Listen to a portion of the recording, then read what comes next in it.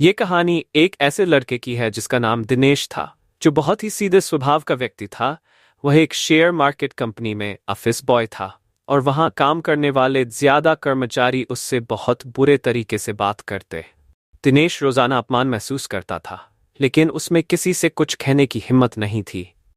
एक दिन हमेशा की तरह वह अपने घर जा रहा था कि रास्ते में उसे चक्कर आने लगे। अचानक वह जमीन पर बैठ गया। तभी एक पागल भिखारी उसके पास आया और उसे पानी पिलाया, और वह भी दिनेश के बगल में बैठ गया। काफी देर के बाद जब दिनेश की हालत ठीक हुई तो वह वहां से निकल गया और अपने घर पहुंचा। लेकिन इस बार दिनेश का बर्ताव कुछ अलग था। उसे वही पागल भिखारी बार बार याद आ रहा था। तभी उसे सर में दर्द होने लगा तो वह बिना कुछ खाए ही थक कर सो गया। जब वह सुबह उठा तो ऑफिस के लिए देर हो चुकी थी और दिनेश ने रात से कुछ नहीं खाया था। तभी वह जल्दी से तैयार हो गया और सोचा रास्ते रास्ते में कुछ खा लूंगा। रास्ते में उसने एक चिप्स का पैकेट लिया और आगे चलने लगा। तभी उसे रास्ते में वही पागल भिखारी दोबारा मिला, लेकिन इस बार वह हाथ फैलाकर उसके चिप्स का पैकेट मांगने लगा। लड़के को उसका एहसान याद था, इसी वजह से उसे भूख होते हुए भी चिप्स उसे दे दिए।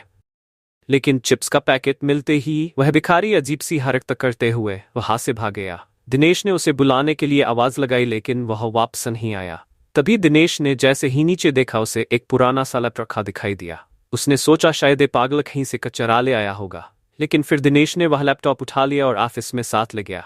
सारा दिन ऑफिस बंद होने के बाद वो अपने घर आया। उसने वह लैपटॉप शुरू किया, लेकिन वह चार्ज न होने की वजह से स्टार्ट नहीं हुआ। तभी वो उसे छोड़कर अपने काम में लग गया।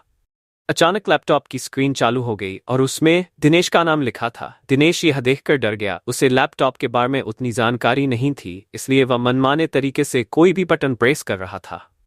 तभी एक और संदेश आया जिसमें लिखा था, कल यूनिकॉर्न ग्रुप का शेयर का प्राइस बढ़ेगा। हालांकि दिनेश शेयर मार्केट के ऑफिस में काम करता था, लेकिन उसे शेयर की कोई नॉलेज नहीं थी। लेकिन वह इस संदेश को रहस्यमयी समझ रहा था। उसे पूरा यकीन हो गया कि यह संदेश सही है। उसने अपने ऑफिस के कुछ ऐसे लोगों को यह बात बताई जो उसके साथ नॉर्मल बर्ताव करते थे। उनमें से सभी ने उसे पागल समझकर नजरअंदाज कर दिया। लेकिन जैसे ही मार्केट खुला तो अचानक शेयर मार्केट में भूचाल आ गया। यूनिकॉर्न ग्रुप का पिछले कुछ सालों का रिकॉर्ड टूट चुका था, और जिन लोगों को दिनेश ने वह बात बताई वह केवल दिनेश की चर्चा करने लगे और सभी उसे खोजने लगे। लेकिन तब तक दिनेश ऑफिस में नहीं था। दूसरे दिन जब ऑफिस खुला तो दिनेश ऑफिस नहीं आया।